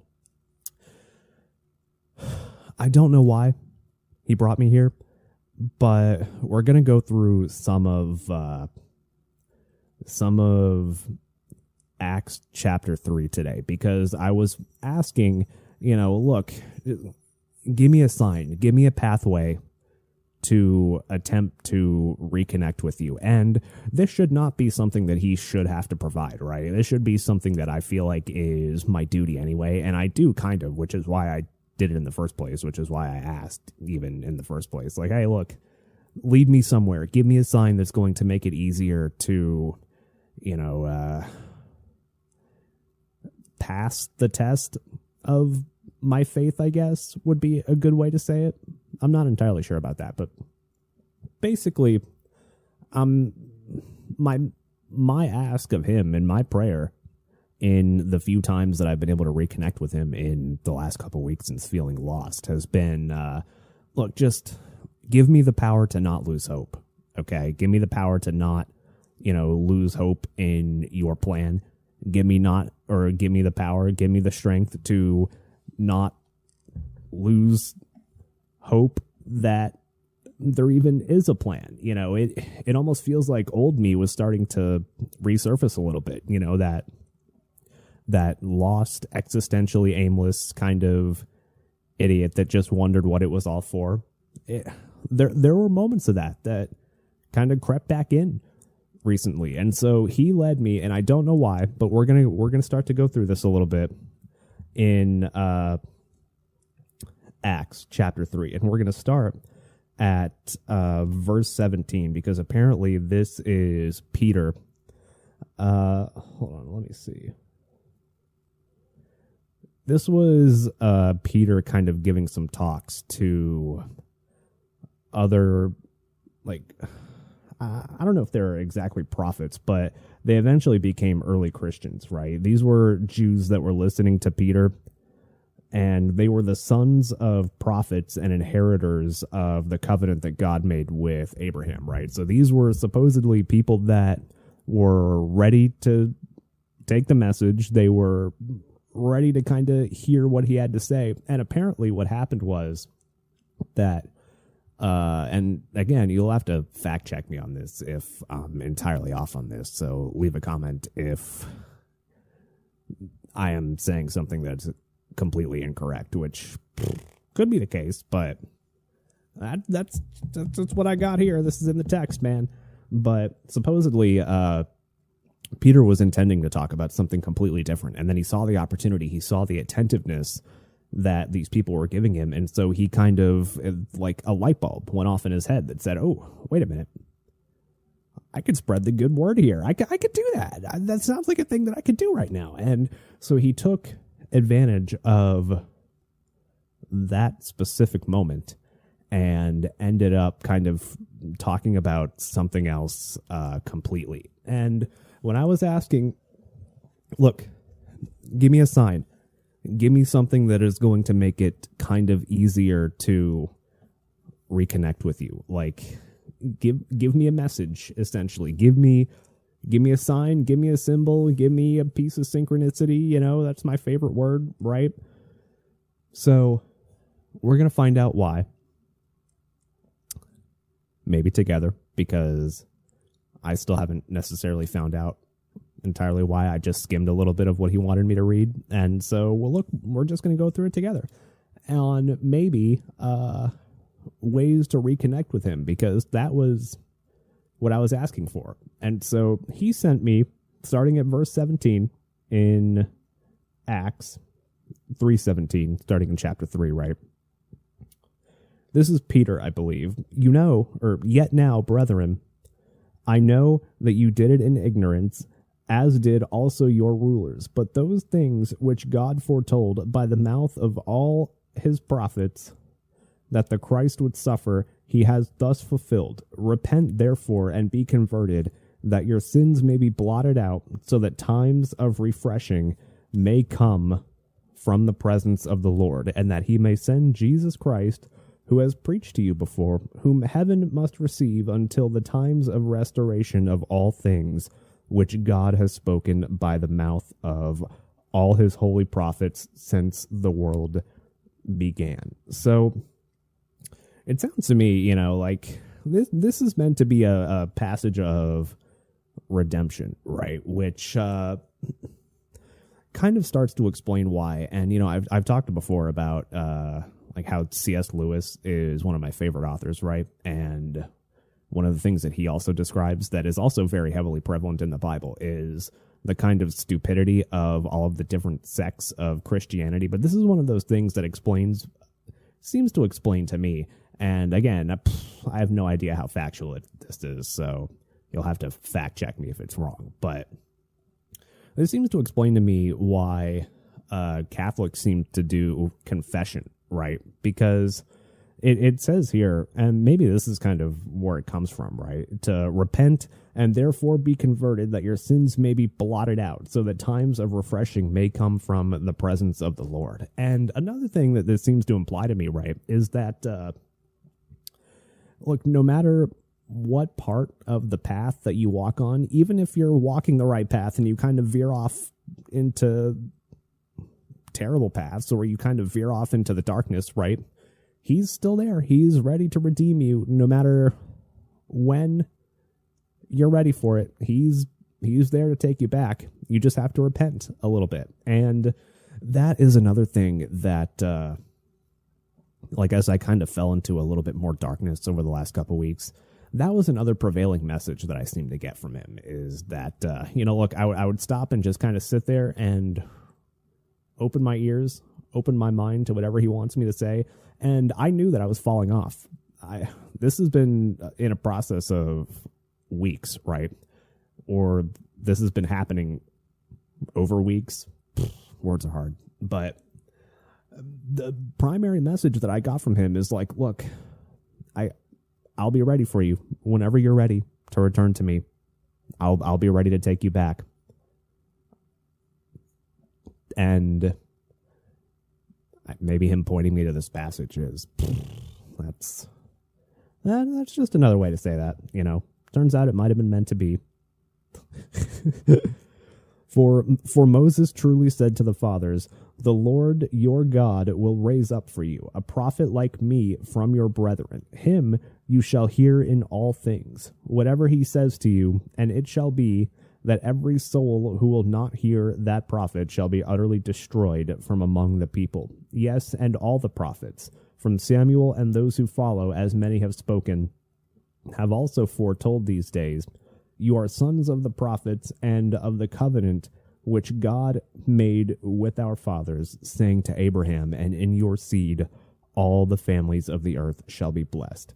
To you first God, having raised up his servant Jesus, sent him to bless you in turning away every one of you from your iniquities. So I get that there's a lot of different ways to interpret this, but it seems like to me that the path that you think that you're meant to be set on versus the path that, you know, he lays out directly in front of you that he wants you to walk, a lot of the times are two kind of different things. And it almost sounds to me, it's like, it's just trust. You know, we back when I used to heavily follow esports, the vernacular of it was to just, whenever you're trying to tell somebody, look, trust me, or, you know, look, I've got credibility, this is what I'm saying, believe me, is that can be boiled down into just trust. And it's a command. You're telling somebody, just trust. And that seems to be the overarching message that I got from this. And I get that, you know, Peter is kind of invoking other prophets in order to kind of build some of his credibility here. And I get that, you know, there's a little bit of that there. And again, you have to remember, based on this historical period too, that, you know, these are new times. This is the post Jesus dying on the cross era, and so they're still trying to kind of figure out, like, okay, well, what does this mean for humanity? And it seems like Peter's laying it out that, like, look, the path is already laid out in front of you. We just kind of have to take it and believe, you know, and just do it. Just do it, I guess. I'm not really sure, honestly, and I'm still kind of at a loss, honestly. I would be curious as to what some of you think about Acts 3 in particular. I get that there's a whole different bit of context that I've missed here, too, between the talk that John and Peter were having with some of these particular disciples, right? But I don't know. And also, maybe I'm interpreting this in a way that's just, like, relevant to what I asked him for. But this also does not seem to signify that the work is even close to done at all. And I get it. Like, don't get me wrong, you know, I can't just ask to be forgiven and it happens, right? You still kind of have to repent a little bit. And I will admit that I've been bad about that lately, particularly in my connection with him. But this just seems to reinforce to me that the message that he's already giving me, which is like, look, you can fall off as much as you want, but you're my child now. I'll be here for you whenever you're ready for me. But you have to be ready too. And I say I'm not sure if I am. You can say that you want to be sure that you are all the time, right? But even now, when you, like, when you go really deep and you're completely honest with yourself, you're like, I don't know if I am right now. I don't know if I am. I've done some bad stuff. I've deliberately missed out on opportunities to reconnect with him because I stubbornly want to do it on my own terms. But I'm not quite sure. Not quite sure where to go from here. But he pointed me to this passage, so I kind of figured, if we're going to do at least a little bit of a mini Bible study today, then we'll do this. This is definitely one that, I need you guys' help on. There's a lot of them, like a lot of the ones that we've done so far have seemed overwhelmingly clear to me what it's kind of meant to do or what it's meant to accomplish. And the message was not quite clear, but definitely more clear than this one is. But I don't know. This is where he pointed me when I asked him, like, look, give me a sign. Give me a possible path to reconnect with you. Maybe this is just until you go any further, until you do any more work on this, maybe this is the wall. This is the wall that you have to get through to get back in his good graces, I guess, which sounds bad, right? It sounds like, it sounds like you're cultivating a transactional relationship with him, which is not really how it works, but I don't know. I'm still discovering that aspect of it. You have to remember, have not been a believer for my whole life, so that's an aspect of my relationship with him that I guess is really, really being tested now. And maybe this is what it means when you say that, like, look, if you can get through this, then, it's, you're in now. Like, and if you can't, then maybe you're just out. Maybe this is the real definition of are you in or are you out, But it also feels like the message that I'm getting from him hasn't really evolved lately, which leads me to think that, A, I'm too damn incompetent to do it myself, or B, it just, this is maybe meant to be as far as I'll go. But regardless, I'll keep trying. Even in the times that seem incredibly, incredibly dark, I will still strive for some sort of redemption. So we'll see. Not entirely sure how this is going to go or why he led me to this passage. And I kind of get it a little bit, but, again, this is where I need your help here. Feeling extra lost. Asked for his help, and he sent me Acts 3, this particular passage. Like, all right. Maybe there's some historical context that I'm missing that needs to be explained here, or maybe there are some other circumstances that could explain this. I'll probably look into it greater or, ask about it the next time I see family. We'll revisit this during the live show on Friday when we get there. Because, look, that's happening no matter what. I swear, no matter if I got to pretend to be good at compartmentalizing for one night, we will do it. We'll do it, I swear. Anyway, excuse me. God, you know how when you're about to get sick, you feel that tingle in the back of your throat. You feel it. It's there. It's just barely not a sore throat, but you can tell it's going to get there. Anyway, so that's that. Again, live show on Friday, March 15th at midnight, where we will definitely do a more elaborate Bible study, among other things. But yeah, this Bible study segment, I'm not going to put on the Lighthouse Shock Jock Bible Study channel, which you can follow, by the way. Excuse me, jeez. It is at Lighthouse Shock Jock Bible Study on YouTube. This one's just this one's just going to be the end of the main show, and that's that.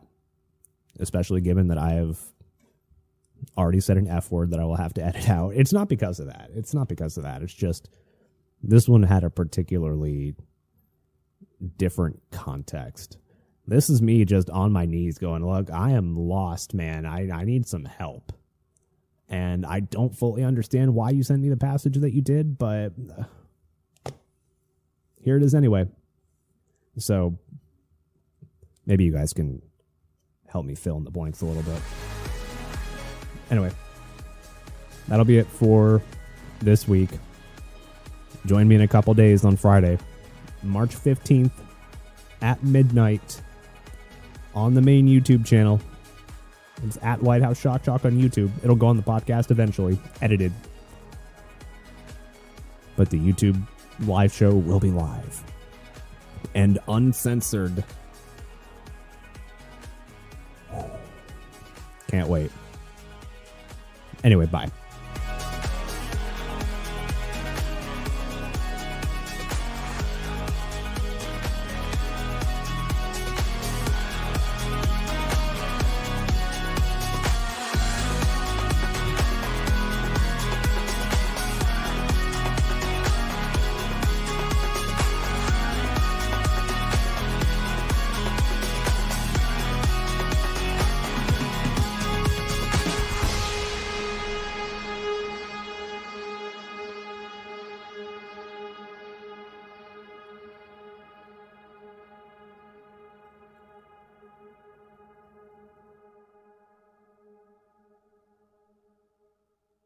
Goodbye, everyone. I'll remember you all in therapy.